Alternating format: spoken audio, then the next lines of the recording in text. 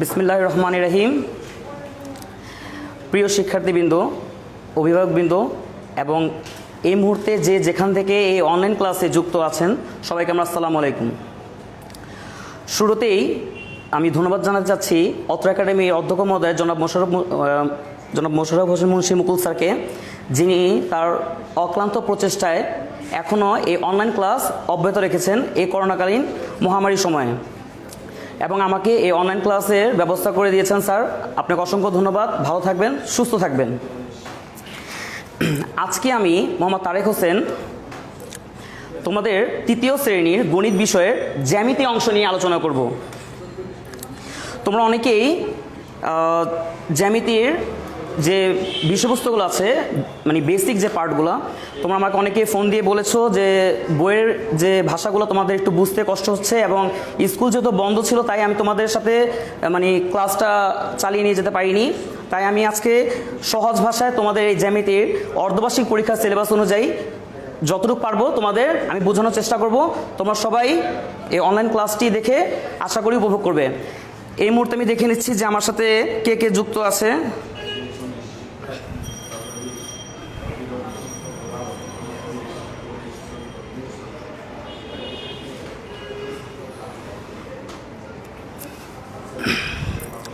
হ্যাঁ, আমার সাথে যুক্ত আছে নাসরিন মেহের, আসসালামু আলাইকুম স্যার জানিয়েছেন। ওয়ালাইকুম সালাম।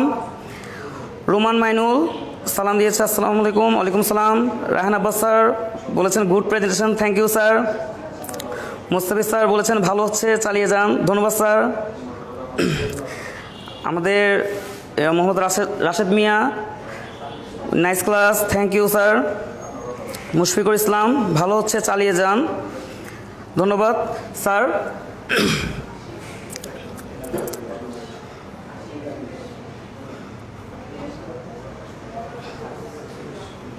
আরো অনেকেই যুক্ত হচ্ছে।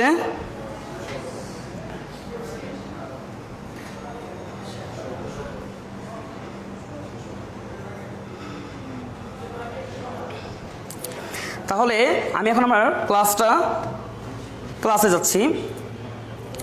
আজকে আমি জ্যামিতির যে বিষয়গুলো নিয়ে আলোচনা করব, তার মধ্যে আসলে এটা যে শুধু ক্লাস 3 স্টুডেন্টের জন্য প্রয়োজন তা নয়, 4, 5 অর্থাৎ প্রাইমারি লেভেল এবং মাধ্যমিক লেভেল এবং আসলে চাকরি পরীক্ষার ক্ষেত্রেও কিন্তু জ্যামিতির এই বেসিক পার্টগুলো অনেক দরকার হয়। তোমরা জানো প্রিয় শিক্ষার্থীরা, জ্যামিতির উৎপত্তি হয় কোথা থেকে? জ্যামিতির উৎপত্তি হয় একটি বিন্দু অথবা একটি ফোঁটা থেকে। এটাকে আমরা বিন্দু বলতে পারি, এটাকে আমরা একটা ফোঁটা বলতে পারি, অথবা এটাকে আমরা একটা ডটও বলতে পারি। অর্থাৎ এই বিন্দুকে আমরা ফোঁটা, ডট অথবা কি বলতে পারি? তোমার ডট বলতে পারি, ফোঁটা বলতে পারি এবং বিন্দু বলতে পারি, তাই না? আচ্ছা, এখন এই বিন্দু থেকে কিভাবে জ্যামিতি উৎপত্তি হয় তার আগে আমাদের জানতে হবে এই বিন্দুর কাজটা কি। এই বিন্দুর কাজটা হলো, দেখো এখানে আমি একটা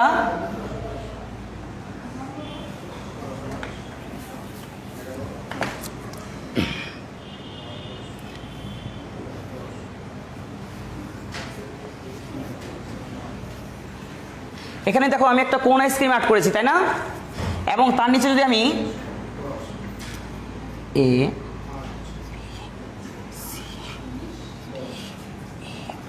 দেখো আমি কোন আইসক্রিমের নিচে কি লিখেছি? ABCDE। এখন আমি যদি বলি এই কোন আইসক্রিমটা কোথায় আছে, তখন তুমি কি বলবে? অবশ্যই সি বিন্দুতে আছে, তাই না? তাহলে এটার জন্য আমাদের কি করতে হবে? এখানে একটা আমি যদি ফোঁটা দিয়ে দিই তাহলে বোঝা যায় যে কোন আইসক্রিমটা কোথায় আছে? সি বিন্দুতে আছে।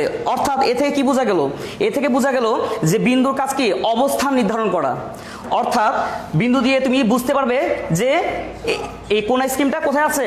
সি বিন্দুতে আছে। অর্থাৎ এটা শুধু অবস্থান মানে অবস্থান বোঝাচ্ছে। কিন্তু দেখো এছাড়া কি আর কিছু বোঝাচ্ছে? আমি যদি বলি যে এই অবস্থানটা দিয়ে কি তুমি কি কোন আইসক্রিমের উচ্চতা কতটুকু এটা কি তুমি জানতে পারতেছো? না। অথবা প্রস্থ কতটুকু এটা জানতে পারতেছো না। শুধু কি বোঝা যাচ্ছে যে এটা অবস্থান কোথায়। তাহলে বিন্দুর সংখ্যাটা কি দাঁড়ায়? বিন্দুর সংখ্যাটা কি দাঁড়ায় দেখো তাহলে।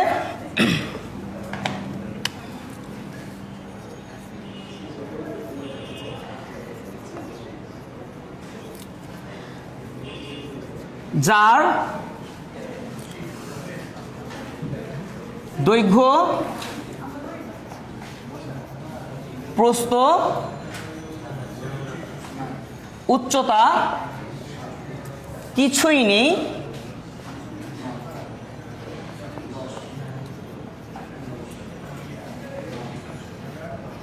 শুধুমাত্র কি আছে, শুধুমাত্র অবস্থান আছে, তাকে বিন্দু বলে।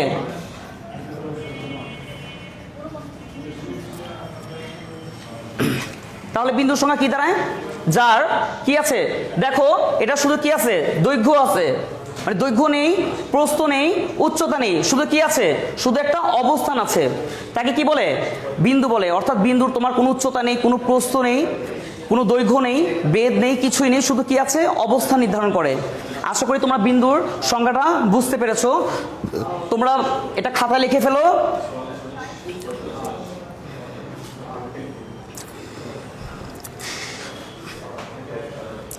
তোমরা এই অনলাইন ক্লাসে এখন যারা যারা যুক্ত আছো, তোমরা একটু কাইন্ডলি সবাই শেয়ার করে দাও, যাতে অন্যরা এই ভিডিওটা দেখতে পারে।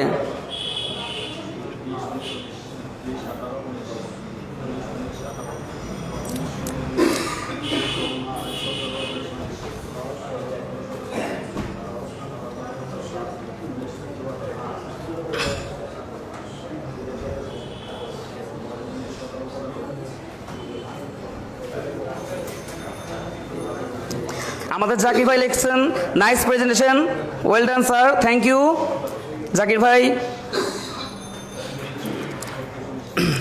আমাদের রায়হান আনসারী স্যার বলেছেন, nice class, thank you sir.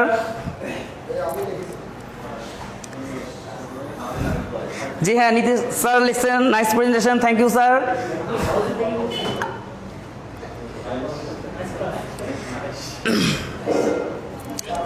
আচ্ছা, তোমরা তাহলে বিন্দু সংখ্যাটা আশা করি লিখে ফেলেছো।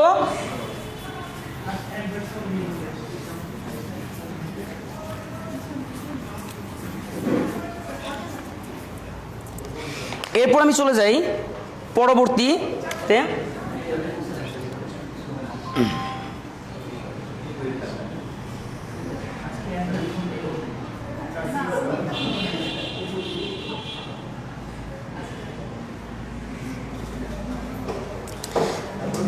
প্রিয় ছোট্ট বন্ধুরা, বলো তো আমি বোর্ডে এটা কি আর্ট করেছি? কেউ বলতে পারবে এটা আমি কি আর্ট করেছি বোর্ডে? হ্যাঁ, এটা হলো একটা কি রেখা, কিন্তু এটার চিনার উপায় কি বা এটার সংজ্ঞা কি, এটার কাজ কি? তোমরা জানো যে এই রেখা কিন্তু কয়েকটি বিন্দু মিলে কি হয়েছে, একটি রেখা হয়। কয়েকটি বিন্দু মিলে কি হয়, একটি রেখা হয়। ঠিক যেমনি কয়েকটি পানির ফোঁটা কিন্তু একত্রিত তুমি যদি করো, বিভিন্ন ধরনের তুমি আকৃতি তৈরি করতে পারো। অর্থাৎ আমি আগেই বলেছি যে জ্যামিতি শুরু হয় কিন্তু উৎপত্তি হয় এই বিন্দু থেকে।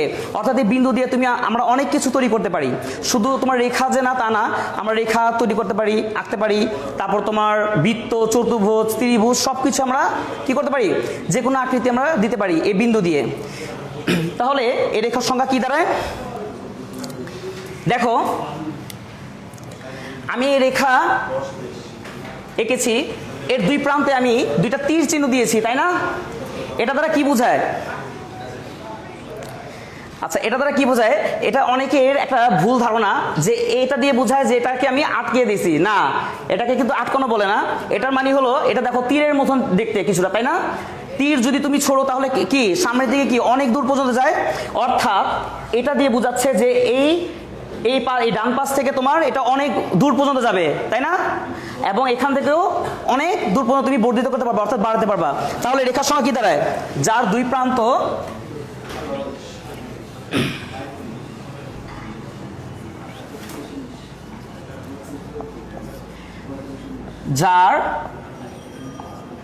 প্রান্ত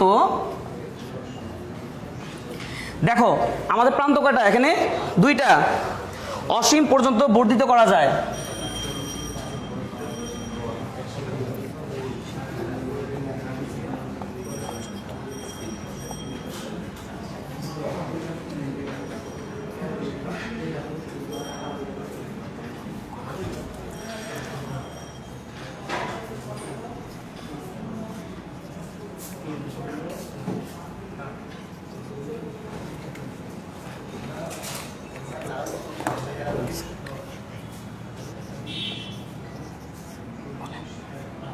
অর্থাৎ দেখো রেখার সংখ্যা কি দাঁড়ায়, যার দুই প্রান্ত, অর্থাৎ এটা একটা প্রান্ত এবং এটা একটা প্রান্ত, দুই প্রান্ত অনেক অসীম পর্যন্ত, অসীম পর্যন্ত বলতে তুমি যত দূর পারো বর্ধিত করা যায়, বর্ধিত তো কি বাড়ানো, অর্থাৎ এর দুই পাশ তুমি যত পর্যন্ত মানে অসীম পর্যন্ত বর্ধিত করা যায় তাকে কি বলে, রেখা বলে। অর্থাৎ এটা কোনো সীমা নেই, মানে এটা দুই দিক দুই পাশ দুই প্রান্ত কি অধিক পর্যন্ত বর্ধিত হতে পারবে, তাকে কি বলে, রেখা বলে। তোমরা কিন্তু যে বাসায় আমরা কি করি কয়েকটি বিন্দু দিয়ে, যে একটু আগে আমি বললাম যে তুমি বিভিন্ন ধরনের আকৃতি তৈরি করতে পারো, আমরা কিন্তু আগে ছোটবেলায় এবং তোমরা এখন পানির পলিথিনে কিন্তু কি করো, একটি পলিথিনে পানি নিয়ে যদি তার একটা কোণা ছিদ্র করে দাও এবং দেখবে সেখান থেকে যখন ফোঁটা ফোঁটা পানি পড়বে সেটাতে তুমি কিন্তু অনেক কিছু আকৃতি তৈরি করতে পারো, তাই না? তাহলে রেখার সংখ্যা কি দাঁড়ায়, যার দুই প্রান্ত অসীম পর্যন্ত বর্ধিত করা যায় তাকে কি বলে, রেখা বলে। সবাই একটু খাতা তুলে নাও।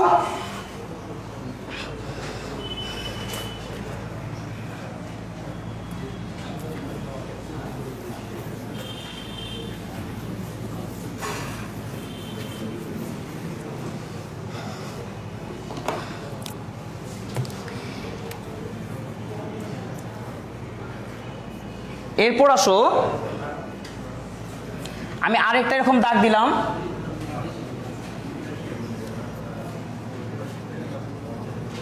বলো তো এটার নাম কি? এটার নাম হলো রশ্মি।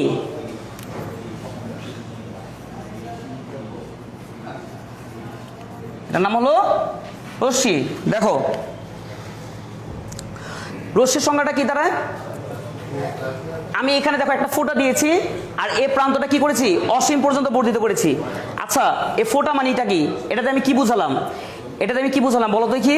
এটা দিয়ে আমি বুঝালাম যে এই একটা প্রান্ত আমি এখানে স্থির করে দিয়েছি, অর্থাৎ নির্দিষ্ট করে দিয়েছি, অর্থাৎ এই প্রান্তটা তোমার কি স্থির আছে, এখান থেকে সে আর বাড়তে পারবে না, এখান থেকে সে কি আর বাড়তে পারবে না, কিন্তু আমি অপর প্রান্ত কিন্তু অসীম পর্যন্ত বর্ধিত করার সুযোগ রেখেছি, তাহলে অপর প্রান্ত কি অসীম পর্যন্ত বর্ধিত হবে, অর্থাৎ এক প্রান্ত স্থির থাকবে, এটা এখান থেকে সে আর নড়াচড়া করতে পারবে না, কিন্তু অপর প্রান্ত অধিক মানে অসীম পর্যন্ত তুমি যদি বর্ধিত করো তাহলে সেটা কি হবে, রশ্মি। অর্থাৎ রেখা তোমার উভয় পাশে অসীম পর্যন্ত বর্ধিত করা যায়, কিন্তু রশ্মি উভয় পাশে অসীম পর্যন্ত বর্ধিত করা যায় না, এক প্রান্ত স্থির রাখতে হয় এবং অপর প্রান্ত কি করতে হয়, অসীম পর্যন্ত বর্ধিত করতে হয়। এটার সংজ্ঞায় কি, রশ্মি।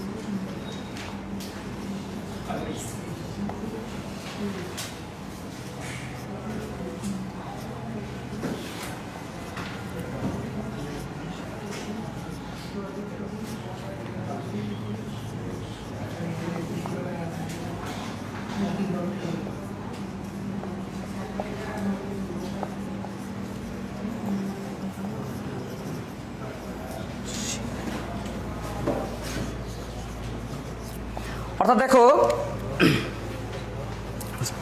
অর্থাৎ রশ্মি তারের সংখ্যাটা কি দাঁড়ায়, এক প্রান্ত স্থির থাকবে এবং অপর প্রান্ত কি হবে, অসীম পর্যন্ত বর্ধিত করা যায়, সেটা কি হবে, তাকে কি বলে, রশ্মি বলে। তোমরা যখন মাধ্যমিক ক্লাস উঠবে দেখবে লেখা থাকবে যে কোনো একটি কি রশ্মি নেই, তাই না? তখন কিন্তু তোমাদের এই যে এই রশ্মিটা থেকে তোমার নিতে হবে এবং এটা দিয়ে কি আমরা কাজ করি, তাই না? তাহলে রেখা রশ্মি এখন আমাদের শেষ হয়ে গেল। তোমরা সবাই একটু তুলে নাও। তোমরা ভিডিওটা পজ করেও এই লেখাগুলো তোমরা খাতায় লিখতে পারবে,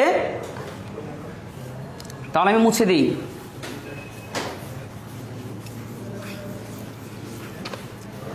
সবাই ক্লাসটা মনোযোগ দিয়ে দেখো, এরপর কিন্তু কুইজ আছে।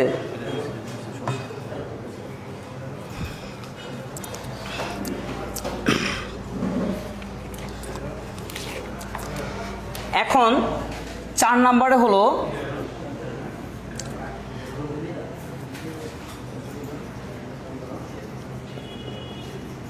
রেখাংশ। অর্থাৎ দেখো আমি যখন রেখাংশ লিখছি, রেখাংশ অর্থ কি, অর্থাৎ প্রশ্নটা দেখে বোঝা যাচ্ছে যে রেখার অংশ, তাই না? সেটাই কি রেখা অংশ। তাহলে রেখা অংশ বলতে কি বোঝায়? নাম থেকে বোঝা যাচ্ছে যে রেখার যে অংশ সেটা কি রেখা অংশ, তাই না? তাহলে রেখার যে ক্ষুদ্রতম অংশটি আমরা কেটে নেই, তাই না? তাই কি বলে? রেখা অংশ বলে। যেমন দেখো, আমি যদি এখানে একটা রেখা, এ কি এটা তো আমাদের রেখা, তাই না? আচ্ছা, এখন এটার যদি আমি ধরো আমি এখান থেকে এই অংশটা কেটে ফেলেছি, এই অংশটা আমি এখান থেকে কি করেছি? কেটে এখানে এনে ফেলেছি। তাহলে দেখো এটা আবার কি দুইটা প্রান্ত আছে, তাই না? দেখো এটা কি, এটা তো রেখা, এটা কি, এটা হলো রেখা, আর এটা তাহলে কি হবে? রেখা অংশ। অর্থাৎ রেখার যে অংশটা আমরা কেটে নিয়ে নিই সেটা কি হবে? রেখা অংশ। রেখার যে অংশটা আমরা কেটে নিয়ে নিই সেটা কি হবে? রেখা অংশ হবে। দেখো এখন এখানে কিন্তু আর এই অংশটা নাই, অর্থাৎ এই অংশটা আমি কেটে এখানে নিয়ে এসে পড়েছি। তাহলে এটা কি হবে? এটাই হবে তোমার রেখা অংশ। এবং এই রেখা অংশ কিন্তু দেখো দুইটা প্রান্ত কিন্তু আছে, এবং এটা কিন্তু তুমি আর অসীম পর্যন্ত বর্ধিত করতে পারবে না। যেমন দেখো একটা গাছের তুমি যদি একটা ডাল যদি কেটে ফেলো, সেটাকে তুমি কি আর বাড়াতে পারবা? কখনই পারবা না। কিন্তু গাছটা তুমি যদি মাঝখান থেকে না কাটো, সে কি আরো বড় হতে থাকবে। কিন্তু একটা গাছের তুমি মাঝখান থেকে যদি একটা অংশ কেটে ফেলো, সেটা কিন্তু আর তুমি ইচ্ছা করলেও বাড়াতে পারবা না। ঠিক তেমনি এই রেখার যে অংশটা আমরা কেটে নিয়েছি, এটা কিন্তু আর অসীম পর্যন্ত বর্ধিত করা যাবে না। দুই প্রান্তই কি থাকবে? স্থির থাকবে। তাহলে সংখ্যাটা কি দাঁড়ায়?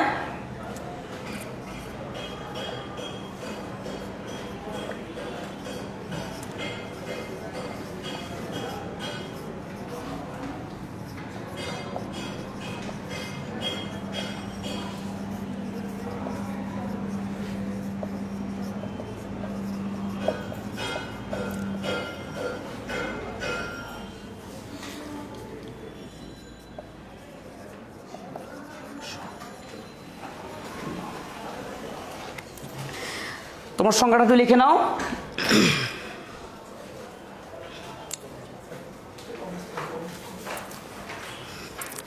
দেখি এই মুহূর্তে কে কে যুক্ত আছে।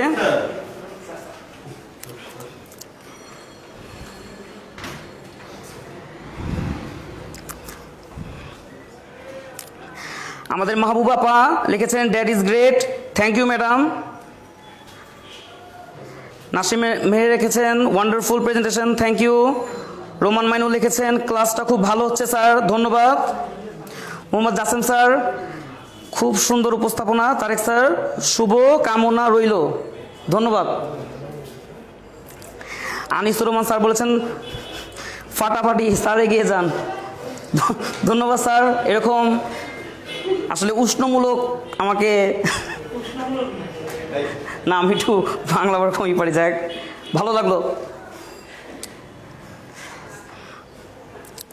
আচ্ছা সবাই আশা করি তোমরা তুলে নিয়েছো খাতায়।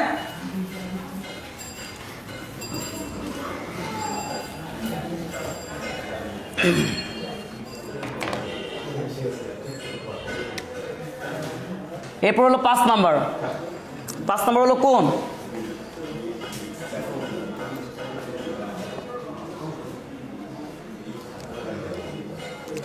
আচ্ছা, কোণের সংজ্ঞা কি দাঁড়ায়? দেখো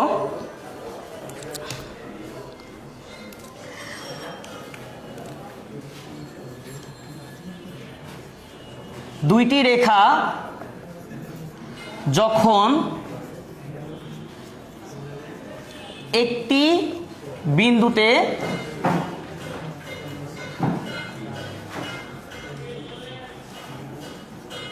মিলিত হয় তখন ওই মিলিত স্থানে কি উৎপন্ন হয়?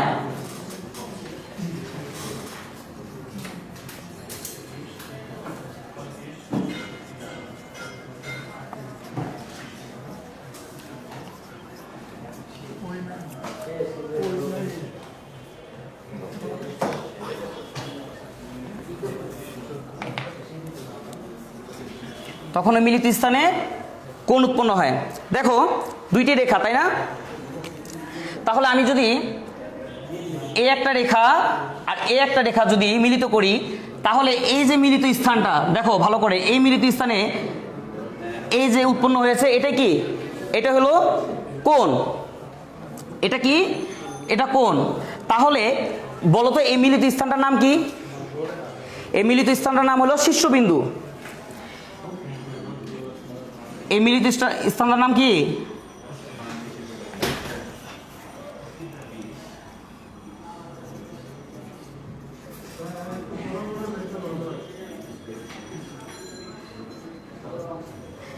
এই মিলিত স্থানের নাম হলো শীর্ষবিন্দু। আচ্ছা আচ্ছা,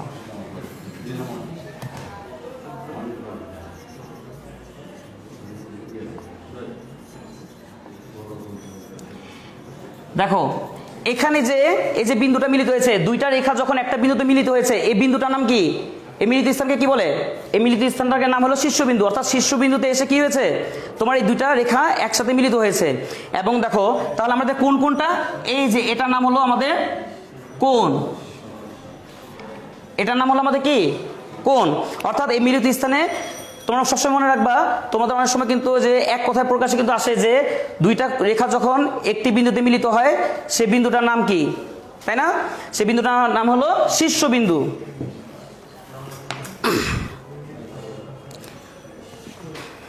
তোমরা একটু সবাই লিখে নাও।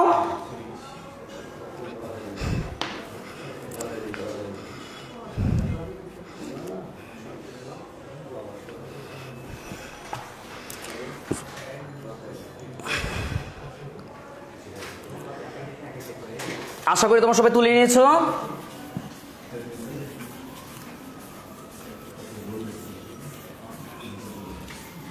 এখন আমি এতক্ষণ যা বুঝালাম তার একটা ছোট একটা আমি মানে কি বলে এটাকে একটা প্রেজেন্টেশন দিচ্ছি তোমাদের বুঝার জন্য। আমি প্রথম কি বুঝেছিলাম, একটি বিন্দু, তাই না? এটা কি, এটা হলো একটা বিন্দু।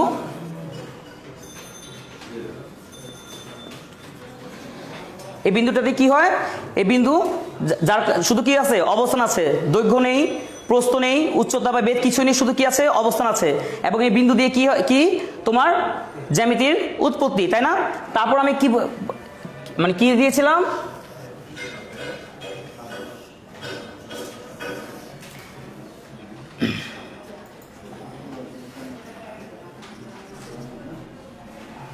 বড় করে দিই বেটার হবে।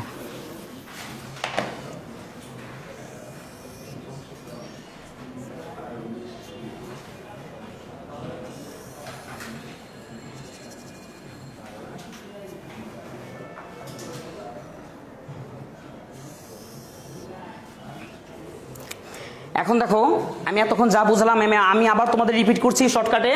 দেখো এটা কি, ফার্স্ট এটা আমার কি, ফার্স্ট এটা হলো আমার রেখা, ফার্স্ট এটা কি আমার রেখা, ফার্স্ট এটা হলো আমার রেখা। অর্থাৎ কয়েকটি বিন্দু মিলে কি হয়, রেখা তৈরি হয়। অর্থাৎ তাহলে রেখার সংখ্যা কি দাঁড়ালো, রেখার সংখ্যা আমি কি বলেছিলাম, যার দুই প্রান্ত অসীম পর্যন্ত বর্ধিত করা যায়, যার দুই প্রান্ত অসীম পর্যন্ত। অর্থাৎ এটা দেখো তীর চিহ্নটা মানে কি, এটা এখান থেকে অনেক দূর পর্যন্ত যাবে এবং এখান থেকে তুমি যত ইচ্ছা তুমি তত বাড়াতে পারবা। তাহলে একে কি বলে, রেখা বলে। এরপর আসো, এটার নাম কি বলেছিলাম আমি, রশ্মি। অর্থাৎ দেখো রশ্মির সংখ্যাটা কি দাঁড়ায়, এক প্রান্ত স্থির আছে, অর্থাৎ এখান থেকে সে নড়াচড়া করতে পারবে না, কিন্তু অপর প্রান্ত কিন্তু আমি অসীম পর্যন্ত বর্ধিত করেছি। অর্থাৎ এক প্রান্ত স্থির থাকবে এবং অপর প্রান্ত তুমি অসীম পর্যন্ত বর্ধিত করতে পারবে, তাকে কি বলে, রশ্মি বলে। আর তাহলে এটা কি হয়, এটা কি দ্বারা, এটা হলো রেখা অংশ। এটা কি, এটা হলো রেখা অংশ। অর্থাৎ রেখার এই ক্ষুদ্রতম অংশটা যদি আমি কেটে নিই এবং এটা যদি আমি জুম আউট করি, তাহলে দেখো আমার এটা এত বড় হবে, তাই না? এটা হলো কি, রেখার ক্ষুদ্রতম অংশ। এটা কি তাহলে, রেখার ক্ষুদ্রতম অংশ। অর্থাৎ রেখা হলো যার দুই প্রান্ত অসীম পর্যন্ত বর্ধিত করা যায়। রশ্মি তাহলে কি দাঁড়ায়, যার এক প্রান্ত স্থির থাকবে, অপর প্রান্ত অসীম পর্যন্ত বর্ধিত করা যাবে। এবং রেখা অংশ হলো রেখার ক্ষুদ্রতম অংশটাকে কি বলে, রেখা অংশ বলে। আশা করি তোমরা বুঝতে পেরেছো।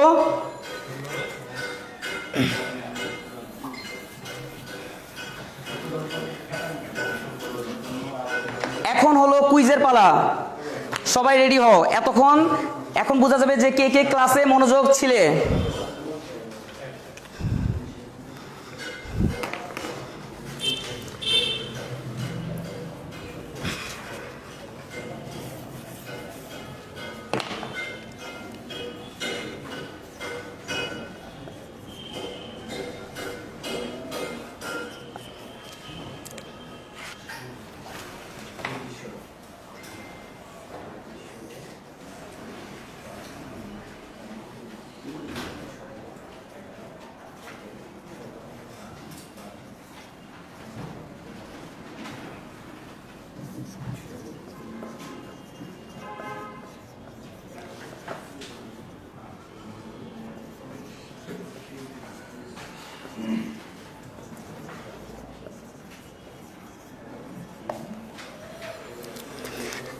দেখি কে কে উত্তর দিতে পারো। এই ফোঁটাগুলোকে কি বলে?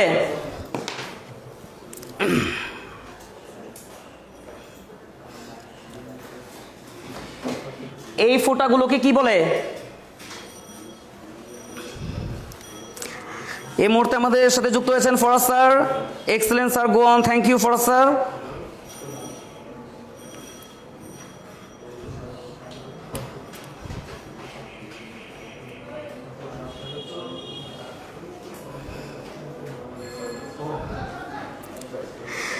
আমাদের সবাইকে কোন আইসক্রিম খাওয়া যাবে? ঠিক আছে স্যার, খাওয়াবো। আমাদের আনিস স্যার লিখেছেন আমাদের সবাইকে স্যার ঠান্ডা তো স্যার, এই ঠান্ডার মধ্যে কোন আইসক্রিম খাওয়া কি ঠিক হবে? গলা ব্যথা করবে না? এখন গরম গরম জিনিস খাবেন, তাহলে ভালো থাকবে। তোমরা একটু দ্রুত উত্তর দাও। এই ফোঁটাগুলোকে কি বলে?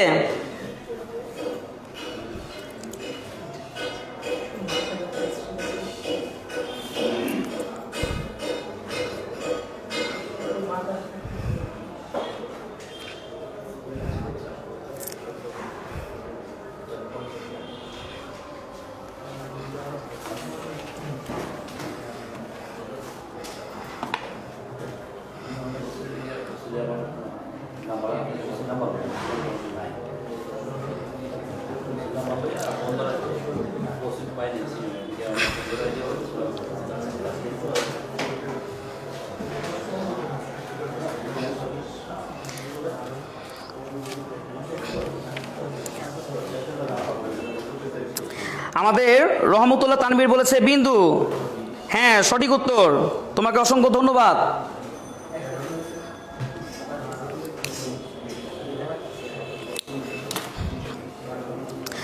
তোমরা একটু ফাস্ট কমেন্ট করো।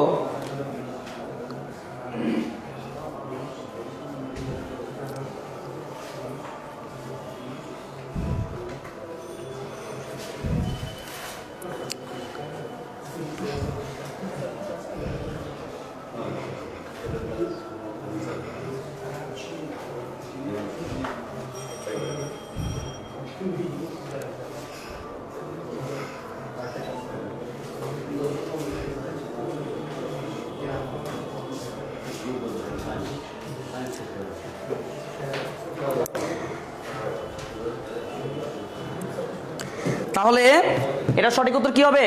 এটা সঠিক উত্তর হবে বিন্দু।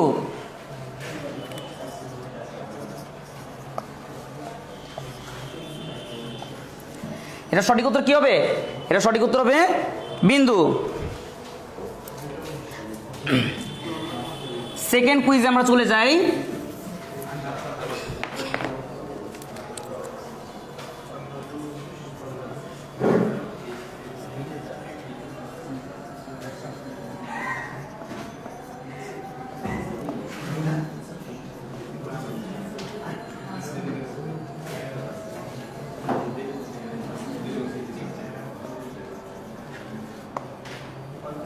দুই নাম্বারটা কি হবে? দেখো, একটি কোণের কয়টি বাহু থাকে?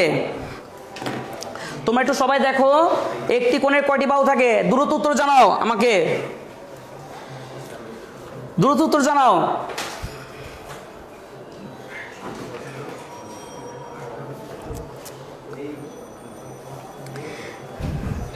কি ব্যাপার বুঝলাম না, দেখি রহমতুল্লাহ বলছে সারপ্রাইজ কি, আরেকজন বললো দেখি প্রাইজ হলো আইসক্রিম। আমি কি কোন আইসক্রিমটা আগে চিত্রটা আর্ট করে কি বিপদে পড়লাম নাকি? সবাই দেখি আইসক্রিম আইসক্রিম বলছে।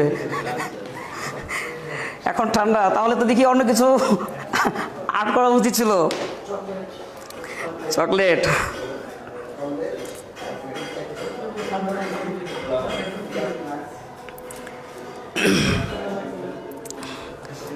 তাহলে একটি কোণের কয়টি বাহু থাকে? তোমরা একটু ফার্স্ট কমেন্ট করো।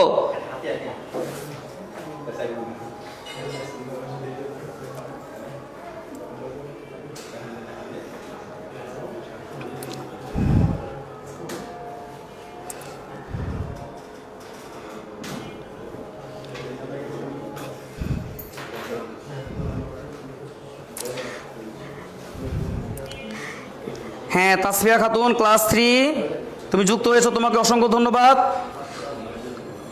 হ্যাঁ, আমি তোমাকে চিনতে পেরেছি।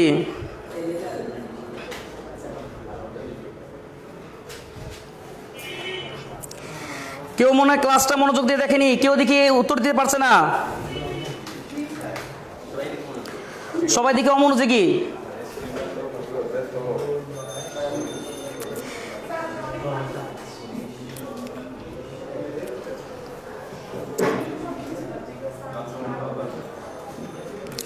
হয়তো একটু নেটের প্রবলেমে আমাদের অ্যান্সারগুলো আসছে না।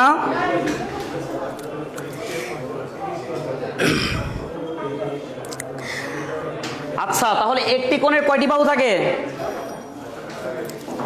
একটি কোণের কয়টি বাহু থাকে? একটি কোণের দুইটি বাহু থাকে। একটি কোণের দুইটি বাহু থাকে। দেখো, এ একটা কয়টা বাহু? এ একটা বাহু, এ একটা বাহু। তাহলে একটা কোণের কয়টা বাহু থাকে? দুইটি বাহু।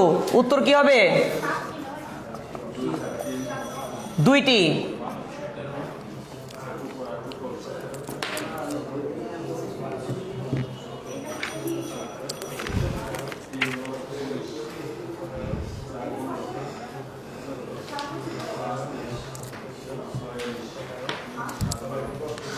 রহমতুল্লাহ তানভীর বলেছে স্যার দুইটি। হ্যাঁ, সঠিক উত্তর হয়েছে তোমার, ধন্যবাদ রহমতুল্লাহ। ও সরি, এটা হলো রহমতুল্লাহ তানভীরের আইডি, কিন্তু স্টুডেন্ট হলো তাসফিয়া খাতুন। ধন্যবাদ তো তাসফিয়া খাতুনকে দিতে হবে। ঠিক আছে তাসফিয়া খাতুন, তোমাকে অসংখ্য ধন্যবাদ, তুমি সঠিক উত্তর দিতে পেরেছো। একটি কোণে দুইটি বাহু থাকে। তাহলে এটা আমরা মুছে দিই।